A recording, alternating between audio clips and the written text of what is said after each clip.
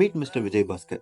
Network டொமைன்ல கெரியரை start பண்ணி கிட்டத்தட்ட 18 வருஷம் ஐடில இன்ஃப்ரா பிளஸ் நெட்வொர்க்ல ஒர்க் பண்ணிட்டு இப்போ கெரியர்ல நெக்ஸ்ட் லெவல் போறதுக்காக எஸ்எல்ஏல அஜூர் டெவலப்ஸ் கோர்ஸ் சூஸ் பண்ணி பிளேஸ்மெண்ட் மூலமா 12.5 LPAல பிளேஸ் ஆயிருக்காரு. என்னோட சொந்த ஊர் வந்து தூத்துக்குடி. நான் என்னோட டிகிரி வந்து எம்சிஏ கம்ப்ளீட் பண்ணிட்டு சென்னைக்கு வந்தேன். நெட்வொர்க்கிங் கம்பெனி ஒரு போர்டெக்ஸ்னு ஒரு கம்பெனியில் ஒர்க் பண்ணேன். Step by steps I have nearly worked in that company for 16 years.